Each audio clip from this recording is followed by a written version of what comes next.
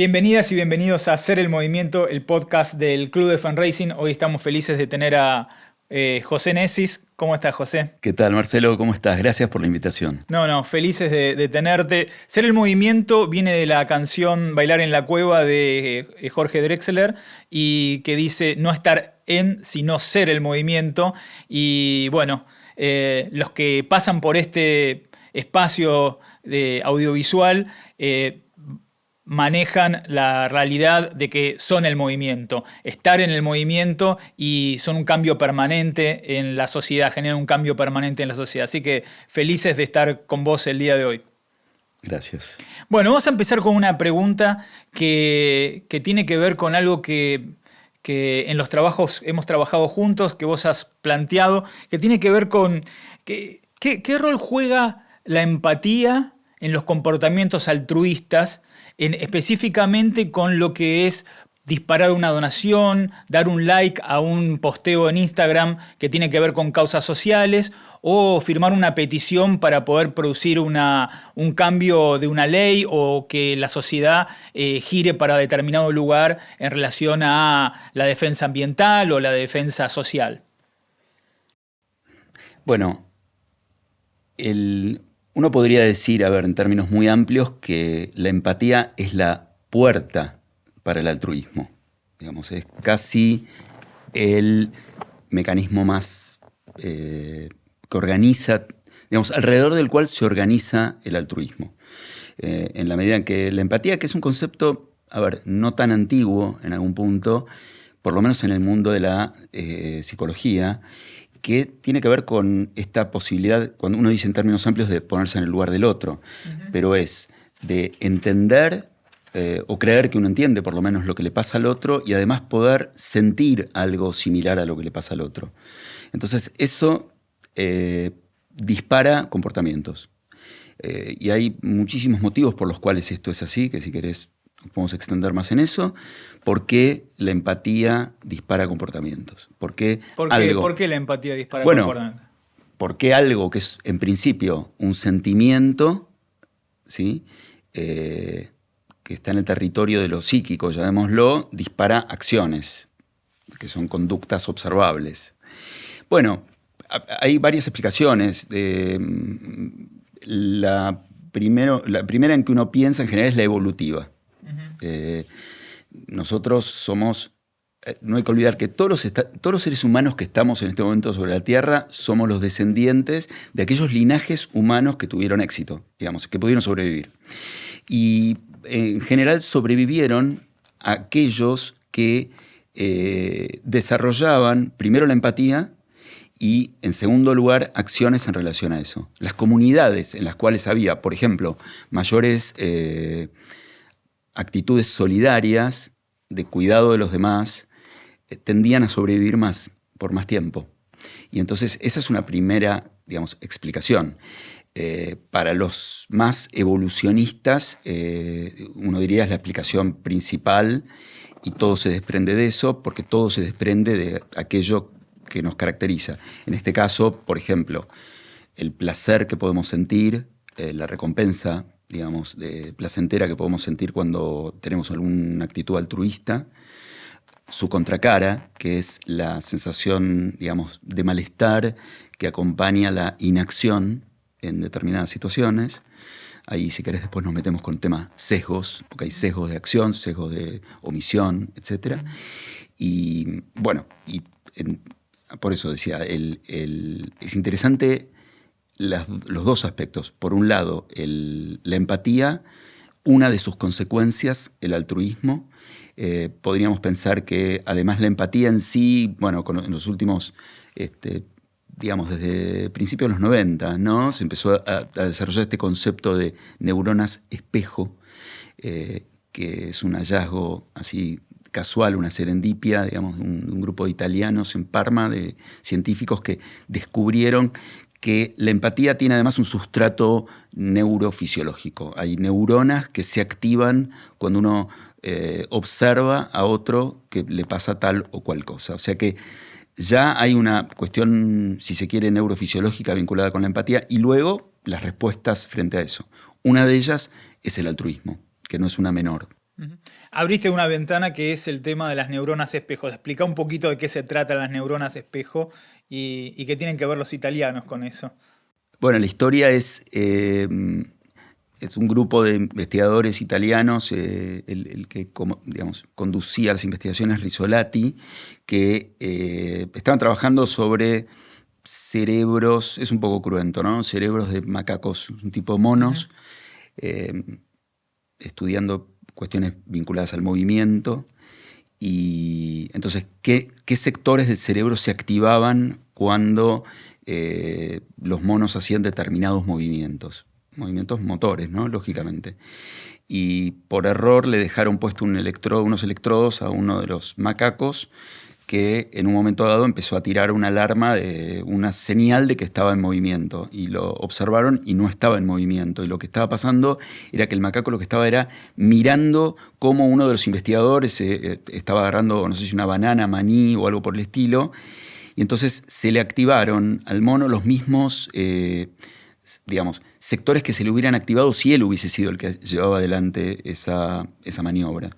Entonces, cuando estamos viendo algo, ese es un poco el impacto de eso, estamos mirando una conducta, se nos activan como especularmente en espejo Ujú.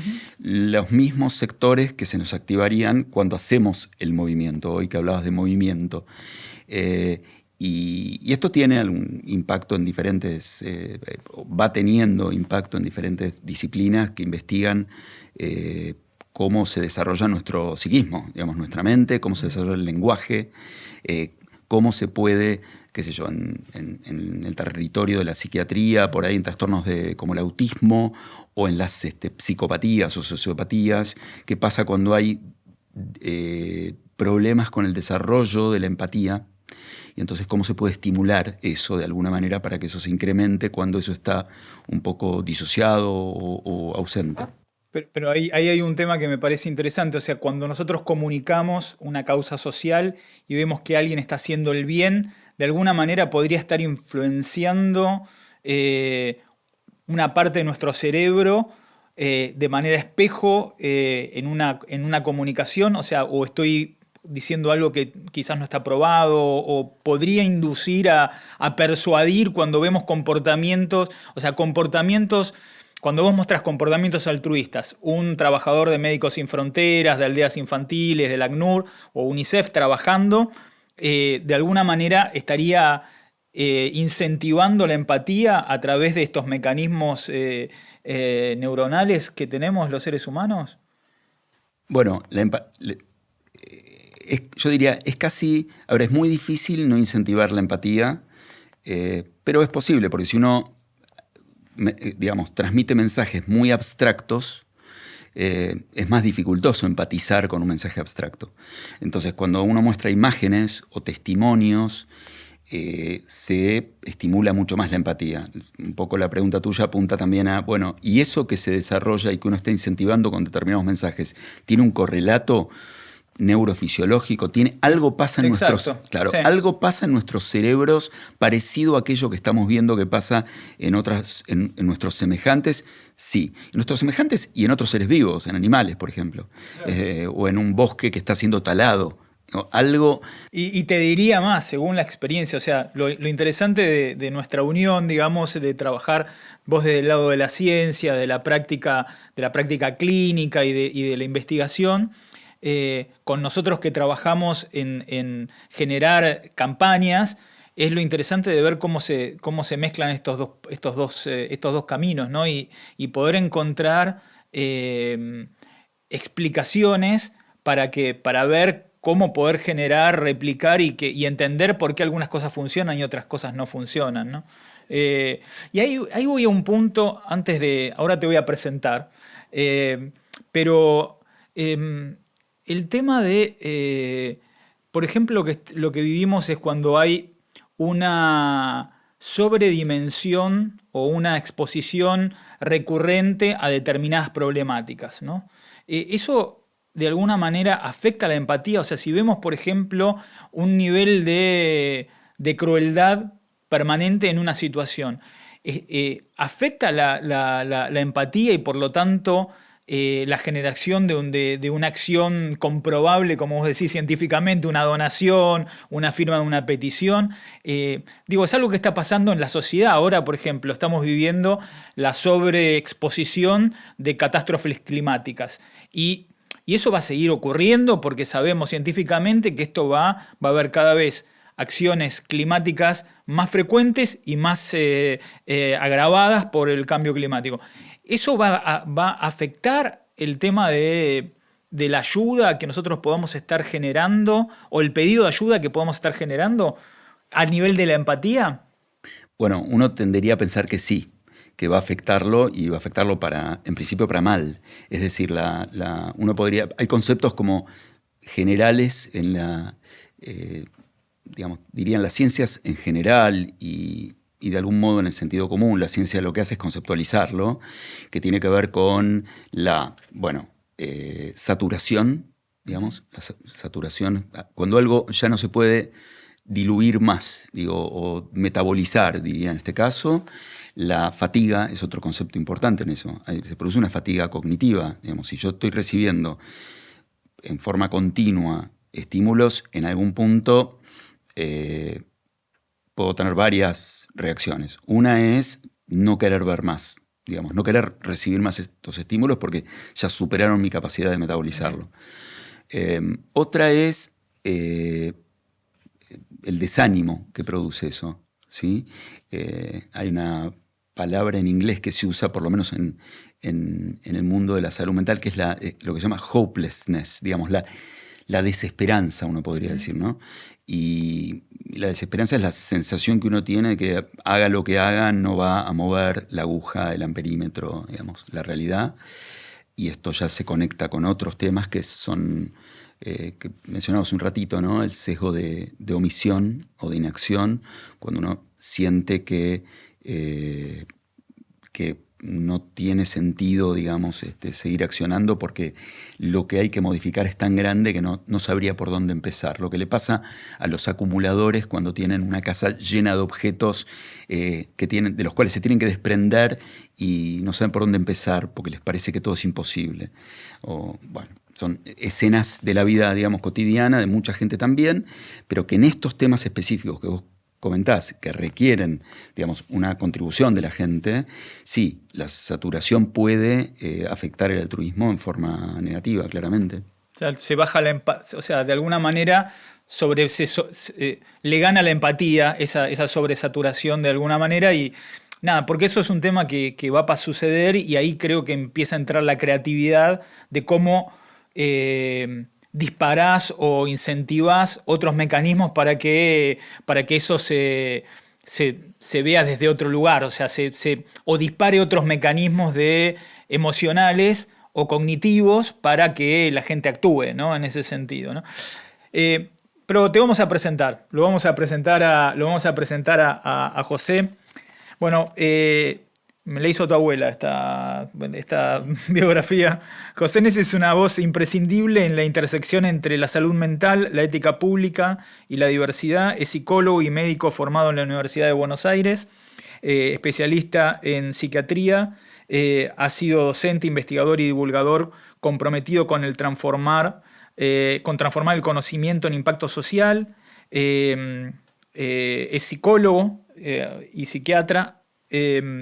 Con esta formación, es integrante del Consejo Asesor de la Licenciatura en Ciencias del Comportamiento de la Universidad Católica de Argentina y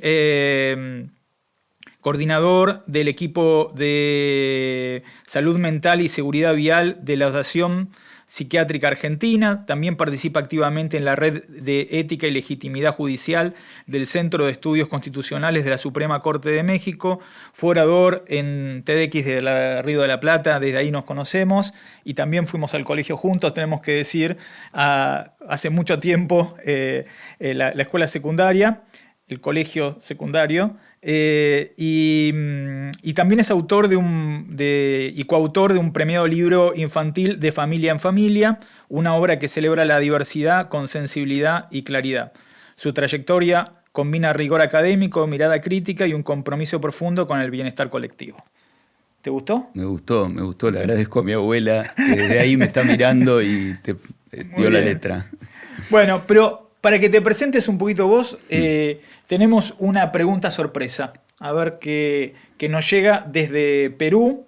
Así que a ver si podés responder a esta pregunta sorpresa. Hola José, te saluda Gaby Arias desde Perú. Trabajo en el área de donantes individuales en la Oficina Regional para América Latina y el Caribe en Aldeas Infantiles SOS. Y quería preguntarte cómo fue que se te ocurrió en tu camino por la psicología y la psiquiatría estudiar y analizar el comportamiento de las personas que donan o cualquier otro comportamiento que tiene que ver con la solidaridad en la sociedad, que es algo que a todos los que trabajamos en este rubro pues nos genera mucha curiosidad. Gracias. Una linda pregunta. Hermosa. Sí. Sí. Bueno, en términos generales, parte de lo que tiene que ver con el estudio de comportamientos, yo diría antes de solidarios colectivos, es algo que me viene interesando hace muchos años, en una conjunción de temas de salud y luego temas de ética y de una rama particular de la ética que es la bioética. Y a partir de ahí tuve contacto con la obra quería entender por qué, por ejemplo, en Argentina era tan difícil el cumplimiento de las reglas, que algo que ayudaba, si se quiere, al resultado valioso de determinados comportamientos. Tuve contacto con la obra en ese momento de Carlos Nino y con sus discípulos y trabajamos, por ejemplo, el caso del tránsito, del flagelo de los accidentes de tránsito en Argentina con sus víctimas, y entonces ahí me fue interesando cada vez más la cuestión de comportamientos colectivos, problemas de coordinación, cumplimiento normativo, etc. Ya yendo más a la pregunta en específico, de lo que tiene que ver con comportamientos como, por ejemplo, la donación. Esto fue a partir de un trabajo con vos, cuando me convocaste para que pensemos juntos una propuesta que en ese momento me resultó muy interesante y me sigue resultando interesante. Ayúdame a ir reconstruyendo esto, pero tiene que ver con, había una determinada cantidad de imágenes que convocaban en forma diferente, reclutaban, digamos, diferentes conductas, algunas más de mayor donación, digamos, de mayor altruismo y otras menos. Y tu pregunta en ese momento fue ¿por qué? Entonces, bueno, ustedes habían estudiado muchísimas características de esas imágenes, habían estudiado hasta el movimiento ocular, digamos, de cómo se lee una imagen, cuestiones vinculadas con la intensidad y con la valencia que tenían esas imágenes, qué despertaba en cada persona. Si eran emociones positivas o negativas. Exacto. Eso lo hicimos con aldeas infantiles en un periodo que hicimos un laboratorio de ciencias de las decisiones con aldeas infantiles a nivel regional, y a partir de ahí pudimos determinar, remitimos a otro capítulo de Ser el Movimiento con la doctora Luz Gadea, que ella nos ayudó para poder armar este estudio, y ahí salieron una serie de fotos que eran las que tenían mayor impacto, o sea, que generaban mayor, o que habían sido seleccionadas en base a una muestra de 500 personas que habían elegido, habían catalogado eso, y después te pedimos a vos que nos ayudaras a interpretar esas fotos que eran las ganadoras y las perdedoras, entender un poquito de qué era por qué la gente elegía eso, y que después también trabajamos en hacer un testeo de campo sobre si esas hipótesis tuyas eran reales o no en un testeo en el grupo Meta, y ver, poner en duda o en testeo, en laboratorio, el tema de ver si esas fotos cumplían con las hipótesis que vos estabas planteando, y que ahí había algunos temas que tenían que ver justo con lo que empezamos a hablar, ¿no? Con el tema de la empatía. Y ahora viene una pregunta que tenía que ver con eso, ¿no? Que es el tema de uno de los temas que vos planteabas, era el tema de los vínculos en las fotos, ¿no? Entonces, ¿podés contarnos un poco qué tiene que ver lo vincular en los seres humanos y en esas fotos que veíamos? ¿Por qué los vínculos son tan importantes cuando estamos contando una historia con una imagen o con un video que ponemos en las redes sociales? Bueno, porque esto que voy a decir es como una cosa tan cliché, ¿no? Que es que los seres humanos somos animales sociales, digamos. Entonces, nuestra tendencia natural, mayoritaria, abrumadoramente mayoritaria, es la de establecer vínculos. Nuestra vida es continuamente con vínculos con otros. Y entonces las imágenes no están exentas de eso. En las imágenes buscamos también dónde está el vínculo. Me acuerdo que había, a ver, fotos donde había personas solas, individuos, digamos, solos en las fotos, y otras donde había más de una persona. Estudiábamos en las primeras qué efectos generaban. Me acuerdo haber hablado en ese momento, haber trabajado juntos. Por un lado, siempre hay otra presencia, ¿no? Que es la presencia del fotógrafo.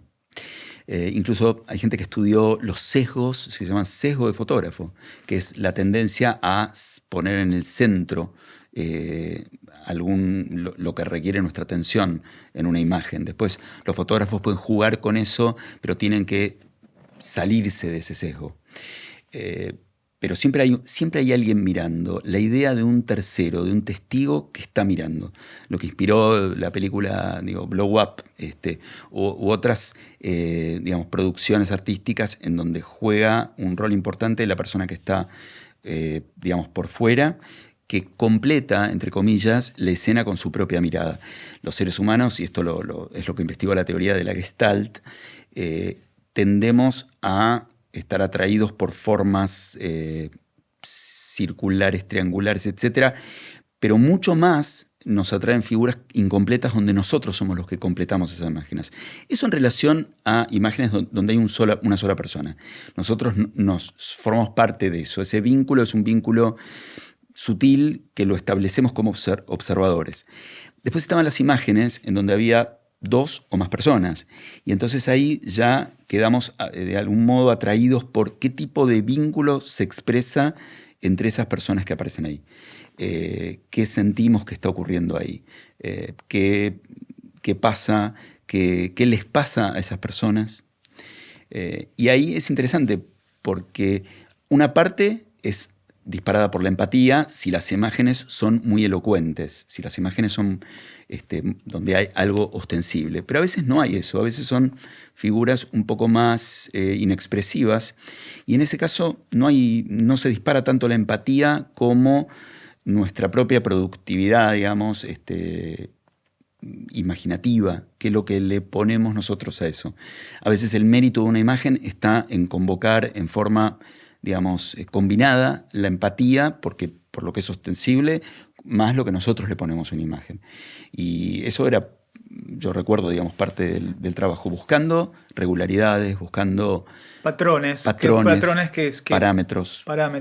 Porque básicamente también en ese estudio lo que buscábamos es que había, hay toda una inversión importante en las organizaciones sociales, pero muchas veces encontrábamos en el estudio previo, encontrábamos que había fotos que no lograban movilizar, o sea, que eran fotos neutras, que realmente no tenían, o sea, cuando uno ve que tiene pocos likes o poco involucramiento, hay algo que está pasando en esa foto, ¿no? Objetos inanimados, por ejemplo, encontrábamos objetos inanimados o paisajes o una casa sola en el cual... Y ahí empezamos a sistematizar un poco cuáles eran las imágenes.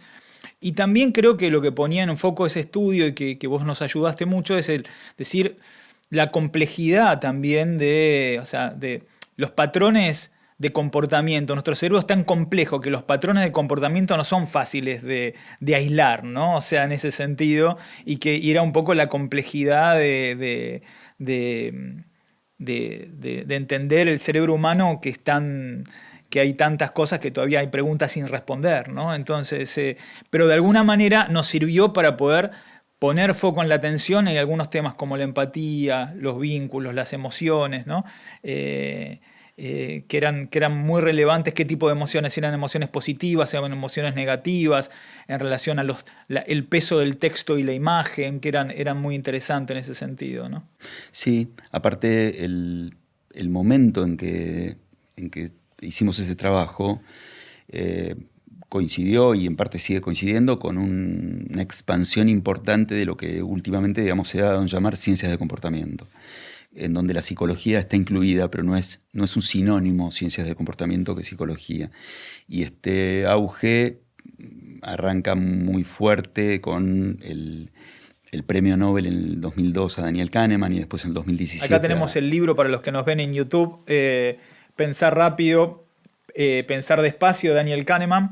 Y también lo conectaba cuando estábamos hablando que cuando veíamos las fotos y las fotos nos cuentan historias, es muy interesante, siempre hago un ejercicio en las capacitaciones que pongo 2 fotos, ¿no? Es un perrito y un jarrón roto. Inmediatamente le digo, ¿qué ven acá? Y básicamente la gente empieza a decir, el perrito rompió el jarrón porque se portó mal. Y cuando vos lees a Kahneman, habla que nuestros cerebros, nuestra mente, es una máquina de construir historias, o sea, y de componentes. Entonces, cuando vos tenés una foto y cuando estudiábamos esas fotos, estás armando la historia con los componentes que te muestra la ONG para poder estructurarlo y también verlo desde esa perspectiva del fotógrafo o tu propia perspectiva, ¿no? Daniel Kahneman hizo un montón de revelaciones que nos sirven. Y también estudió el tema de donaciones, ¿no? Hay algunas publicaciones en donde le interesó investigar, digamos, qué inclina más a alguien a donar o no. Por ejemplo, hay trabajos entiendo que deben ser sus discípulas, donde se trabaja sobre, por ejemplo, la víctima identificada. Recluta más donaciones.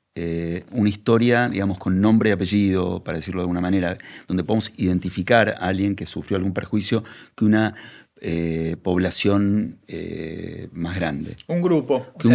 La víctima identificable, sí, versus... Por eso muchas organizaciones utilizan nombres falsos, por ejemplo, para describir una niña que sufrió algún tipo de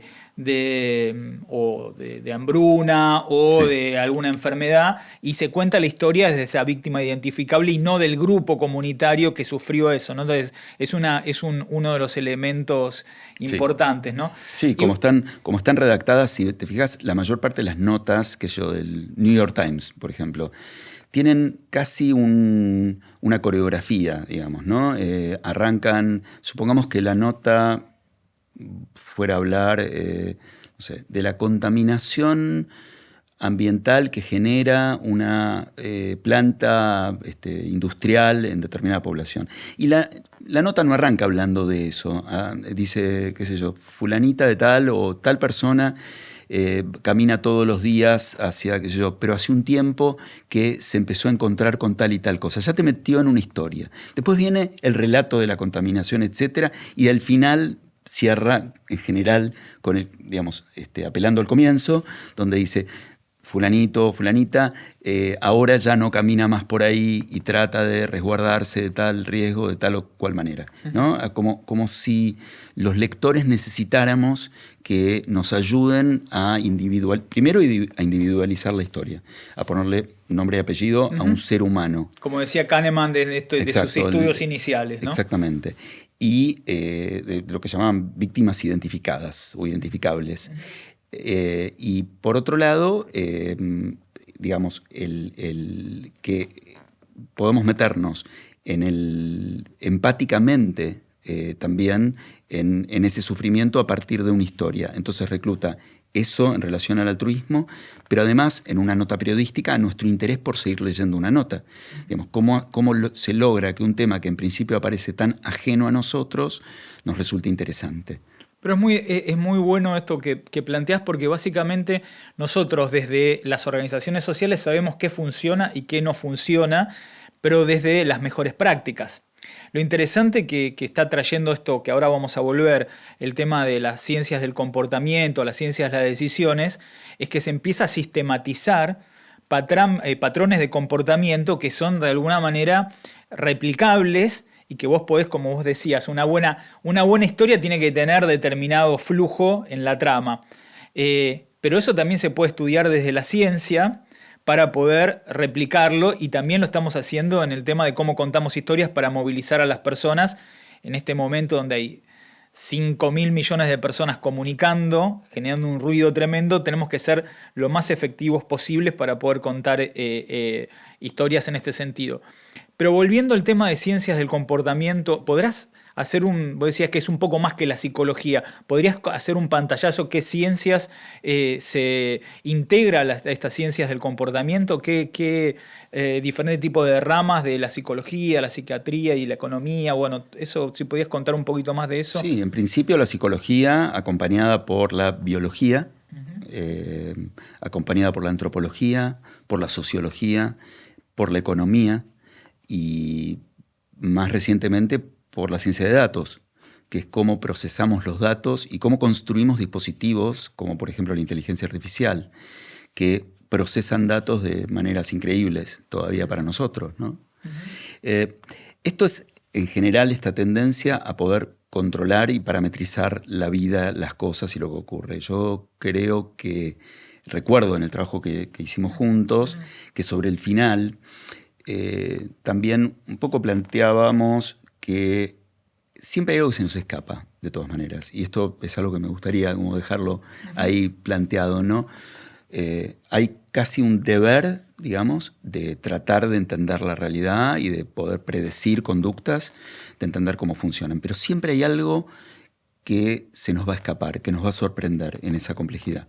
Y qué sé yo, es como lo que por ahí el ejemplo que más me gusta es pensar que a fines de la década del 50 o principios de los 60, si se hubiese hecho una convocatoria con los mejores sistemas de inteligencia artificial y de datos para conseguir al mejor o a la mejor bajista, guitarrista, baterista, lo que fuera, tecladista del mundo, no sé si se hubiese encontrado que justo eran 4 muchachos que vivían en Liverpool, en un lugar, y que hicieron cosas increíbles. No sé si un sistema que hubiera considerado a toda la población hubiera podido hacer una selección tan precisa, ¿no? Hay algo que siempre se nos escapa de lo que podemos predecir. Sí, sí, estoy totalmente de acuerdo, y también de alguna manera pienso que la parametrización nos trajo a la sociedad al lugar a donde estamos, que en algunas cosas estamos mucho mejor y en otras estamos mucho peor. En términos en algunos aspectos está la sociedad, las expectativas de vida son más largas, pero la inequidad sigue existiendo, y hay otros, la destrucción ambiental sigue existiendo, y creo que es un momento también para tratar de generar espacios para la poética, para el amor, para temas que son difíciles de explicar dentro de esta parametrización de la ciencia que es permanente, y que cuando estamos comunicando para movilizar a las personas, para que donen, para que participen en una campaña, ¿cómo parametrizas la belleza? O sea, también son temas que uno tiene, o sea, no se puede parametrizar la belleza. Que un científico probablemente te hable hablando de la simetría y una serie de cosas, pero la realidad también uno tiene que estar abrazando, creo que en este momento de la historia de la humanidad, abrazando también estos temas que son más irracionales, y que de alguna manera generar esos espacios para la magia que no tiene esa explicación, que todavía ¿no? no tiene explicación, ¿no? Y que yo sostendría las dos cosas. El todavía no tiene, que es la expectativa, la ilusión y las ganas de seguir buscando, y que no tiene explicación, y bueno, que eso va a ser algo que, como una asíntota, algo que sabemos que va hacia un lugar, como nuestro conocimiento, que se va propagando, se va incrementando, pero bueno, pero nunca llega al final, digamos. Uh-huh. Acá hay un tema que vos trabajás con el tema de tránsito, de seguridad vial. ¿Qué aprendizajes, o sea, haciendo todo un trabajo muy amplio que tenés, haciéndolo de una manera resumida, cuáles son los aprendizajes de esos comportamientos colectivos, que también de la seguridad vial lo podemos llevar al tema de cómo trabajar la pobreza estructural, o cómo trabajar el tema cambio climático, o temáticas comunes? ¿Qué aprendiste de cómo modificar esas conductas y esas acciones con el tema de seguridad vial, que es algo que venís trabajando hace muchos años? Bueno, siempre está la tentación en temas como seguridad vial, la tentación de soluciones como efectistas, rápidas. Está lleno de proyectos muy lindos, por otra parte, con lo que en ciencia de comportamiento se llaman nachis, que son como pequeños empujones, medidas en general de muy bajo costo, pero de alto impacto, en donde se puede modificar conductas con pequeñas intervenciones. Eso siempre es muy tentador y muchas veces es muy útil. Lo que yo siento que estoy aprendiendo es a ver que, por ejemplo, en el tema de la seguridad vial, una de las cosas más importantes que está en el trasfondo tiene que ver con la conexión entre los integrantes del sistema vial, las personas que participan en un entorno vial, con las reglas, digamos, que rigen las interacciones ahí. Y esas reglas no son una cuestión revelada desde el más allá, sino que son cosas que se construyen en un proceso, digamos, deliberativo, donde hay representantes, digamos, de la población que van legislando y construyendo normas. Y la palabra clave, digamos, que por lo menos en los últimos años me fue interesando cada vez más en esto, es una palabra un poco abstracta quizás, pero que es la legitimidad, la percepción de legitimidad que la gente tiene de las autoridades y de las normas que emanan de esas autoridades. Cuanto mayor es la percepción de esa legitimidad, y la legitimidad tiene que ver con qué tan cercanas percibimos esas normas, si las sentimos como propias, es mucho más probable que en el interior de un departamento, de una casa, de una vivienda, la gente no haga las cosas que hace en el exterior cuando percibe que el espacio externo es un espacio donde no siente que las autoridades lo representan, se le acercan, tienen una conducta más justamente empática. Y eso es lo que vemos en muchas culturas y en muchos lugares donde hay mucha más siniestralidad vial y más muertes y heridos, ¿sí? Hay un vínculo con la autoridad y con la regla que es muy disfuncional, pero muy disfuncional. Y entonces vemos que lo que hay es una baja en la legitimidad y más que en la legitimidad, en la percepción de legitimidad. Por ejemplo, en Argentina nosotros tenemos ya más de 40 años de democracia, es decir, que digamos, ininterrumpida. Entonces podríamos decir que nuestras autoridades son legítimas desde un punto de vista formal, jurídico, desde hace más de 40 años. Sin embargo, no sabemos bien por qué, si tuvo que ver con la larga historia de autoritarismos y dictaduras, pero como fuera, o al revés, o fuimos más proclives a ese tipo de cosas, todavía no se construyó la idea de, por ejemplo, fuerzas de seguridad o sistemas de reglas que se vivan como propios, que se vivan como emanados de la misma población.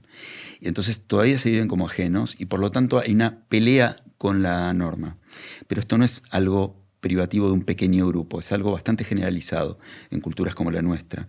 Y eso parece inclinarnos bastante a disfunciones normativas que terminan, en el caso del tránsito, disfunciones normativas para hacerlo más... Sí. Que no cumplimos las reglas. No cumplimos las reglas Uh-huh. Y no solo eso, cumplimos con otras reglas que son, como podríamos llamarlo, una normatividad alternativa. El ejemplo que damos varias veces es... no es que no haya reglas, la regla escrita es una cosa, la regla práctica es otra. La regla escrita es que el conductor de un auto tiene que frenar en la senda peatonal para que el peatón cruce. La regla práctica es que en general no se cumple eso, pero se cumple que el peatón espera o cruza en otro lado. Entonces vamos desarrollando, digamos, o el que mete la trompa pasa en un cruce y no se, rige por la ley escrita. Ese tipo de normatividades alternativas son un síntoma de que la normatividad escrita, digamos, que es la que se supone que es el producto de nuestra deliberación, no se cumple. Esto trae un resultado tremendamente disvalioso en víctimas. Ahora, el caso del tránsito me interesó, entre otras cosas, porque no tiene beneficiarios. Entonces, no hay actores sociales que se quieran beneficiar por eso. No es como en el problema del consumo de drogas ilegales, donde hay un grupo que se llama narcotráfico que se beneficia por eso. Acá no hay ningún beneficiario. Y sin embargo, hay muchísimas víctimas. Esto es lo que Carlos Nino llamaba anomia boba, un incumplimiento normativo sin beneficiarios, con todos perjudicados. Es muy interesante porque yo, como ambientalista, pienso en la legitimidad de los gobiernos en regular a una escala planetaria un problema planetario como es el tema del cambio climático, la emergencia climática que vivimos, ¿no? Y de alguna manera veo que se puede traducir de alguna manera la legitimidad. Todavía el problema no se logra tomar una legitimidad del liderazgo, del liderazgo, de la lideranza global y de la gobernanza global para poder tener una normativa en la cual decir terminemos con los combustibles fósiles que de una manera y teniendo todas las pruebas que existen, ¿no? De alguna manera veo como un paralelismo en esas normativas, ¿no? O sea, Sí, es así. Hay momentos que se llaman como momentos clic, digamos, ¿no? O momentos ajá, digamos, donde uno hace clic. No llegó todavía, pareciera, en lo que tiene que ver con el cambio climático, pero uno podría suponer que en algún momento va a llegar y que va a llegar ante factores que aparte son difíciles de predecir, ¿no? Un ejemplo en chiquitito de eso sería el impacto en gran parte del mundo de las leyes antitabaco, ¿no? Las leyes antitabaco tuvieron un éxito completamente inesperado. De hecho, hay un texto, digamos, académico que es sobre leyes antitabaco en Estados Unidos que llaman compliance without enforcement, ¿no? Que hubo cumplimiento sin tener que fortalecer sistemas de castigo, por ejemplo. ¿Por qué funcionó tan bien eso? Porque, bueno, parecieran que en muchos lugares esas reglas llegaron en el momento justo, como una fruta madura que cuando la tenés que arrancar casi no tenés que hacer ningún esfuerzo, sale sola. Y así pasó con la ley antitabaco, por ejemplo, en Argentina. Uno podría suponer que todo este trabajo que se está haciendo, que parece por momentos tan desesperanzador en relación a cambiar conductas, por ejemplo, con respecto al cuidado ambiental, vale la pena seguir haciéndolo, porque es un trabajo preparatorio a ese momento, Sí. ese cambio de tendencia, que en inglés es tipping point, que de alguna manera cambia hacia un momento, ¿no? Exactamente. O sea, yo vengo trabajando, ojalá que llegue, Sí, no sé si lo voy a ver, hace 40 años que estoy en el movimiento ambiental y la verdad que tenés que renovar la esperanza de manera permanente porque nada, ves que el cambio es tan lento. Obviamente ha cambiado desde que yo comencé en el año 86 a trabajar en temas ambientales y esos comportamientos colectivos se ha avanzado muchísimo, pero cuando vas a temáticas tan estructurales, en los cambios estructurales, como decir el cambio de la matriz energética, o sea, que no dependamos más de los combustibles fósiles, pareciera que ya es tan evidente, ¿no? El tema Estamos como en ese momento donde los médicos decían que estaba bien fumar y hacían publicidad, ¿entendés? O sea, todavía estamos como haciendo un comparativo. O sea, yo siempre pienso en campañas que tienen que ver, por ejemplo, que ya se empieza a regular que las campañas de combustibles fósiles, ya sea de gasolinas o naftas o lo que fuera, ya tengan una leyenda que diga esto produce un daño climático. O sea, que la publicidad empiece a tener ya un tipo de, como pasó, hacer un paralelismo en esa búsqueda. Pero viene todo tan lento, ¿no? Bueno, como en las líneas aéreas, que cuando compras un ticket dice la huella de carbono. Claro. ¿no? Eso me hace acordar lo que decís de esas leyendas. Pero algo todavía más, lo que planteas, entiendo como algo mucho más saliente, ¿no? De algún modo aprovechando el sesgo de saliencia que tenemos los seres humanos, algo más saliente donde se haga visible en principio el daño que produce el determinado consumo de algo. Si seguimos con esta comparativa, porque uno diría, bueno, al final el fumar es una decisión individual, no es comparable con otra, como decís vos, la contaminación a gran escala, de, por ejemplo, la matriz, digamos, energética. Pero los cigarrillos se siguen fabricando. Se le impuso a las tabacaleras una cantidad de restricciones impositivas y demás, pero se siguen fabricando. En principio seguiría estando al alcance de la gente. Lo que cambió es la conducta. Es probable que aún con la misma matriz, bueno, haya un cambio en el patrón de consumo de la energía y se vaya generando un terreno fértil para que otros tipos de energía, digamos, prevalezcan o tengan éxito aún a un costo mayor. Que no sea todo solo una cuestión de incentivo económico, ¿no? Esto es gran parte también de los desafíos de ciencia de comportamiento, mostrar que no nos movemos únicamente por por el garrote y la zanahoria. Claro. No, muy interesante. Tengo muchísimas preguntas.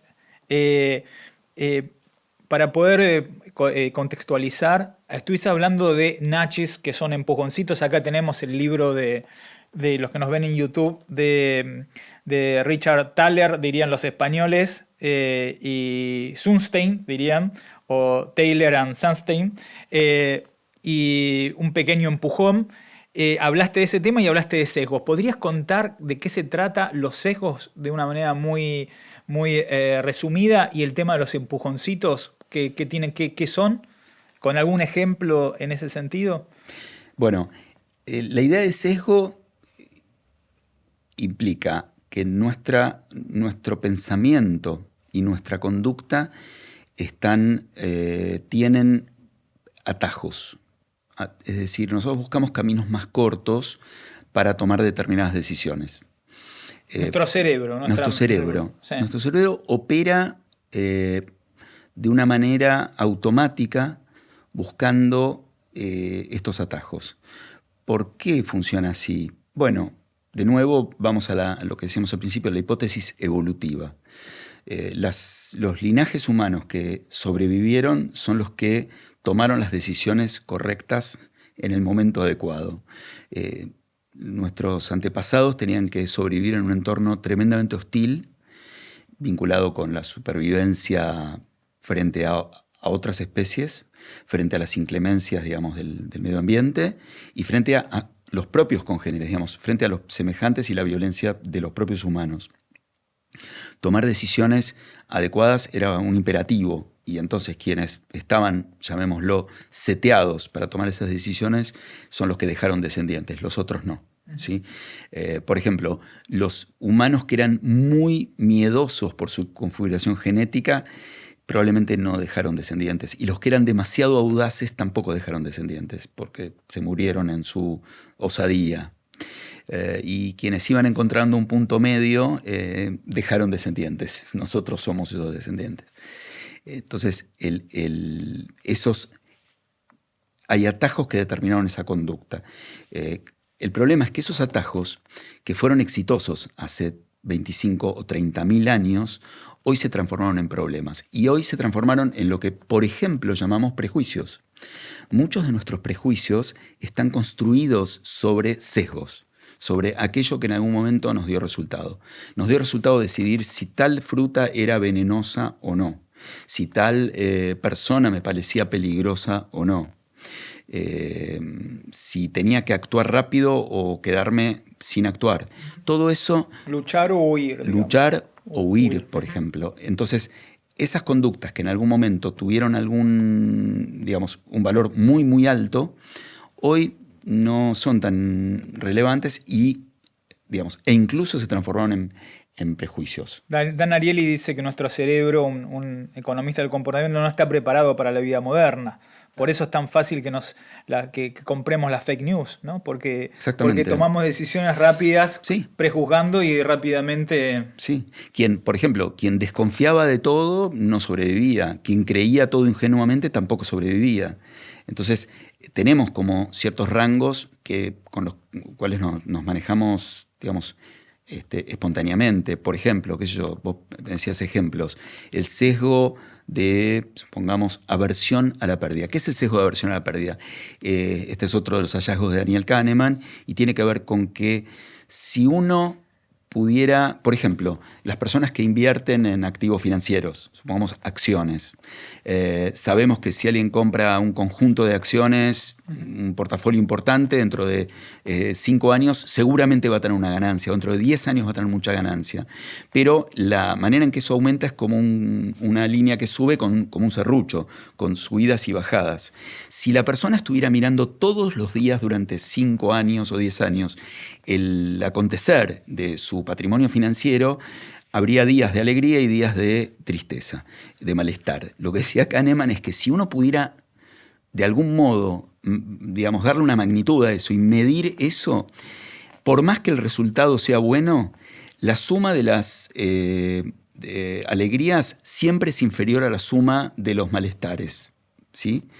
¿Por qué? Porque el malestar es algo que hay que evitar a toda costa y tenemos un sesgo que es, por eso la gente vende rápidamente sus activos cuando algo baja porque no tolera la pérdida y toma decisiones malas. ¿Sí? Entonces, este es un ejemplo, pero vale para un montón de situaciones de la vida cotidiana. En la práctica de cuando trabajamos en desarrollo de fondos, en movilización, siempre estamos hablando de evitar la pérdida, que es cuántas canchas de fútbol se deforestan por minuto. Entonces, no decir cuántas estás preservando. Siempre funciona mejor con lo que estás perdiendo, ¿no? Bueno, yo tengo que confesar que tengo preguntas para que la audiencia de Cera el Movimiento, que es personas que trabajan en organizaciones sociales en todo Hispanoamérica, conozcan algunos conceptos generales y que sé que los manejás de una manera y los contás de una manera muy eficaz y muy atractiva, pero también tengo mis preguntas, entonces quería hacerte algunas de las preguntas que me parecen interesantes. Obviamente muchas de las preguntas que estuvimos conversando son muy interesantes, pero hay dos preguntas que me gustaría hacer para el cierre. Y tienen que ver con, se habla mucho de la viralidad, hacer viral una campaña, ¿no? Y Freud empezó a trabajar con la psicología de masas en estos comportamientos colectivos, ¿no? Él ya de alguna manera previó este tipo de, o tiene que, esta mirada clásica del psicoanálisis y esta mirada colectiva. ¿Él previó de alguna manera? ¿Hay algo que se puede parametrizar en este sentido de lo que nos está pasando con las redes sociales, en esta viralización? A ver, yo creo que gran parte de lo que llaman, digamos, textos sociales de Freud, quizás uno de los más importantes es el malestar en la cultura, pero tomo el tema del desarrollo de psicología de las masas y análisis del shock, que es, digamos, bastante anterior. Yo creo que enuncian hipótesis que están completamente vigentes. Y en psicología de las masas está esta idea de la identificación, digamos, que ocurre y que se viraliza. Él, en un momento dado, da el ejemplo de los internados, digamos, en las escuelas donde alguien tiene un ataque de histeria y todos se contagian rápidamente de ese estado. Lo que Freud no tenía por qué saber y no podía prever era el fenómeno, que hubiera un mediador, que son las redes sociales, a través de dispositivos, digamos, algorítmicos. Conectados, sí, y conectados a Internet, claro. Digamos, donde todos pudieran interactuar con algo. El internado es un gran internado. Exactamente. Nosotros, digamos, nosotros pasamos nuestra infancia en un mundo que era unidireccional. Nosotros recibíamos información a través de la radio y la televisión y los medios gráficos, pero no interactuábamos. La única interacción que teníamos era muy escasa. Podía ser una carta de lectores, por ejemplo. En un programa de radio leían mensajes de algún lector o grababan después llamados telefónicos.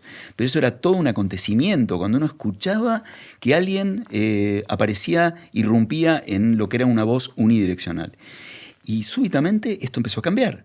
Entonces estamos continuamente interactuando, y cuando vos al principio del encuentro que estamos teniendo hoy mencionabas qué significa dar un like, digamos, no solamente el clic de incluso donar dinero, pero además dar un like implica, es enorme, tiene que ver con la posibilidad de la sensación de que uno está interviniendo en una realidad enorme, también expresando tu voluntad. Exactamente. O sea, y hay todo un proceso mental hasta que llegás a apretar una tecla y das un like, ¿no? O sea, absolutamente. Yo varias veces me pregunté si el éxito de Facebook, como la primera gran red social, no tuvo que ver con que durante varios años, entre otras cosas, no es por esto, digo, pero entre otros factores, no existía la posibilidad de expresar malestar ante una publicación. Las opciones eran like o nada. claro. ¿Sí? Entonces, de algún modo se encarriló, se encauzaron las demostraciones de, digamos, las afirmaciones, digamos, como gestos, digamos, positivos. Y si alguien no estaba de acuerdo con algo, tenía que expresarse, tenía que poner un comentario, y en el comentario tenía que desplegar todo su fundamento de por qué algo no le gustaba.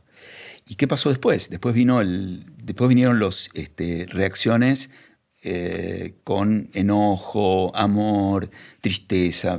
Bueno, ahora hay un menú de opciones bastante amplio, pero no es que no estuviera disponible eso antes por un tema tecnológico. Es probable que haya sido pensado esto, que primero había que conseguir una masa crítica, digamos, de participantes de una red social, si no, no tiene impacto, pero de nuevo, es cómo regularon, digamos, cómo encauzaron la participación. El concepto nuevo es la participación. Después la modalidad es lo que se fue, de algún modo, justamente modulando. Y el tema, entonces, este concepto de psicología de masas, de alguna manera se potencia con estos canales nuevos que se abren. Exacto, que Freud no podía prever. Uno diría, bueno, sí, se abre nuevos modos de pensar esto. Uno diría, no alcanza, así como Freud alcanza y sobra todavía para entender muchos fenómenos de la humanidad, no alcanza para otros. ¿Por qué? Porque el sustrato, digamos, de la especie era completamente distinto. Bueno, los que nos están escuchando de diferentes partes de Hispanoamérica, es una charla de café de dos argentinos esto, que la ciudad de Buenos Aires tiene la mayor cantidad de psicólogos por metro cuadrado, sí. No sé si del mundo, porque Nueva York debe estar peleándole, pero es una charla muy argentina esta. Y me parece interesante, yendo a este tema de este gran internado, como vos planteabas, ¿no? Me gustaría escucharte sobre por qué en este momento de la humanidad, en este momento en el que estamos viviendo, con el crecimiento de la extrema derecha, y que por qué está ganando en las elecciones de la gente el tema, o mayoritariamente está ganando, obviamente hay una balanza en esto, pero todos los que son más discursos de odio frente a los que son discursos de amor nosotros que trabajamos en organizaciones sociales, siempre estamos con la empatía, la compasión como mecanismos para el amor, o sea, estas emociones que expresamos a través de las redes sociales son emociones en que van hacia ese camino, pero en definitiva eso no está tomando el protagonismo en este momento en el discurso global. Está el odio, la crueldad. Me gustaría, es una de las preguntas finales para poder entender, quizás dejé una de las más difíciles para el final. Es difícil, realmente es difícil. A ver, te puedo decir cuál es la impresión que yo tengo con respecto a eso. Creo que el gran éxito, digamos, de nuestra civilización, entre otras cosas, consistió en esto que vos describías, en poder en jerarquizar los mejores sentimientos posibles, en poder, de algún modo, domesticar los niveles de violencia, de crueldad y de odio y construir, ir adelante con eso. ¿Por qué de pronto aparece como tan exitosa la opción del odio y de la yo diría de lo obsceno, de lo desvergonzado, ¿no? En Argentina la palabra sinvergüenza es un insulto, es alguien que perdió la vergüenza. Y tenemos en este momento en todo el mundo líderes que parecen haber perdido la vergüenza. Entonces decimos que son sinvergüenzas, quizás. Pero me parece que yo lo atribuiría a lo que quedó pendiente, al desafío a ver, ¿cómo llamarlo? A lo que tendríamos que haber hecho antes, que es poder dar cuenta de que como humanos también tenemos odio, tenemos crueldad, tenemos esos sentimientos, y que los discursos anteriores tampoco pudieron hablar de esto adecuadamente. Hay que encontrar un lenguaje para poder dar cuenta también de esos sentimientos, porque si no, vienen otros y lo hacen. Entonces, negar eso generó para mí retaliativo, ¿no? El backlash, la vuelta con muchísima fuerza de aquello que nosotros... El rebote de lo que expulsamos. Sí. Nosotros expulsamos de nuestra agenda los sentimientos vinculados con el malestar, con el odio, con la crueldad, con el no tolerar la diversidad. De esto era muy difícil hablar, estaba muy mal visto. Entonces dejamos pendiente esa cuenta. Y yo creo que hay que volver a apropiarse de esa cuenta y encontrar un lenguaje para hablar de eso. Y tomarlo y ponerlo en nuestra agenda. No sé si suena muy abstracto lo que digo, pero... No suena muy claro. O sea, son temas, es decir, nosotros somos un colectivo de emociones y que de alguna manera esto ahora se exacerbó y que de alguna manera hay que volver a meterlo en el diálogo y ver cómo lo podemos volver a, no me gusta la palabra domesticar, pero de alguna manera reorientar hacia algo más saludable, ¿no? Exacto. Esa domesticación no es posible, nunca es posible del todo, y hay que hacerse cargo de eso. Y por eso digo, ponerle palabras a eso, antes que otros tomen esa situación y hagan una bandera de eso. ¿Qué es lo que pasó? Yo puedo entender por qué la gente quedó deslumbrada por, de golpe, una especie de boom, de expresión sin barreras, digamos, ¿no? Entonces, nosotros tenemos que poder dar cuenta de esas barreras. Es decir, que estamos estableciendo barreras y lo hacemos conscientemente. ¿Por qué? Porque queremos tratar de mantener a raya, digamos, determinados peligros que tienen que ver con algunas cosas. ¿Cómo hacemos eso sin caer en la hipocresía? Ese es, para mí, el lado más débil que tuvieron incluso todas las democracias y que hacen que aparezcan después los autoritarismos, ¿no? No, es muy interesante ver cómo reorientamos esto y brindamos este podcast. Busca también esto de alguna manera tratar de empezar a dialogar y hablar de estas temáticas y de nuestras organizaciones ver cómo poder trabajar en este sentido. Por ejemplo, por esto último, digamos, a nivel de lo que es reclutar donaciones y actitudes prosociales, siguiendo esta línea, uno podría también pensar en términos más abiertos, no solo por qué la gente haría algo, sino por qué la gente no lo haría. Y en la comunicación, transmitir estas cosas. Y esto sería como bastante revelador para mucha gente. Que la gente sienta que se puede llegar a entender por qué a veces alguien no contribuye en alguna causa. Sí, nosotros trabajamos con la variabilidad de los no. O sea, Exacto. De alguna manera decir, no con este interlocutor, no con este monto de donación, no con este momento del mes, no con el canal. Exacto. O sea, hay un montón de nos que uno Sí. lo empieza a trabajar y que me parece interesante más en un discurso un poco más elevado, en ver cuando estás eligiendo una causa versus otra, ¿no? O cómo encarás una solución sobre una causa u otra. Bueno, súper interesante, pero para terminar, sos una persona que tiene, que trabaja desde cómo pensar las democracias, cómo armar las reglas, cómo para la seguridad vial, cómo trabajar con el tema, apoyando y reflexionando sobre el tema de donaciones o comportamientos prosociales. En ese sentido, ¿qué cosas son las que te apagan en la sociedad y cosas te encienden? De nuevo, empiezo por el final. Lo que me... No, el final era lo positivo, ¿no? Ok. Quería terminar arriba. No, vamos a terminar arriba. Está bien. Terminemos, sí. ¿Qué te apaga y después qué te enciende? Sí. Bueno... Hay cientos de miles de personas escuchándonos y querés que terminemos arriba. Lo que me apaga, hagamos un final feliz. Lo que me apaga es la desmesura, digamos, la desmesura de determinados comportamientos. Cuando algo se pone fuera de control y puede producir tremendos daños en cualquier ámbito, ¿no? Uh-huh. Eso es lo que más me apaga. Y lo que me enciende es, volviendo a lo que hablamos, es la singularidad. Es la singularidad, el cisne negro, aquello que no estamos esperando y de golpe sorprende para bien y a mucha gente se reenamora del mundo, digamos, ¿no? Los 4 chicos de Liverpool. Los 4 chicos de Liverpool.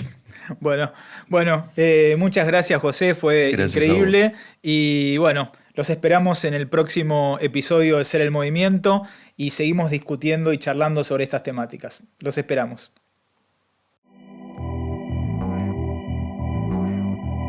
Se termina un nuevo episodio de Ser el Movimiento. Este podcast, al igual que todo lo que hacemos en el Club de Fundraising, es una iniciativa totalmente independiente. Y para que podamos seguir creando contenido gratuito, solo contamos con tu apoyo. En la descripción vas a encontrar un link para que te suscribas con pequeños aportes mensuales en distintos formatos desde cualquier lugar de Hispanoamérica. Y también es muy importante si podés darnos like, activar la campanita para enterarte de nuevos episodios y si te gustó, obviamente compartirlo. Bueno, ¿querés saber quiénes hacemos Ser el Movimiento? En edición de video, diseño y contenido para redes, Liliana Salazar. En edición de audio, Herencia Sonido. En la producción, Cande Flores. Y la coordinación y edición general del Club de Fundraising, Valeria Galloso. Y quien les habla en la conducción, Marcelo Iñarra Iraegui. Bueno, muchísimas gracias por acompañarnos. Nos encontramos en el próximo episodio de Ser el Movimiento.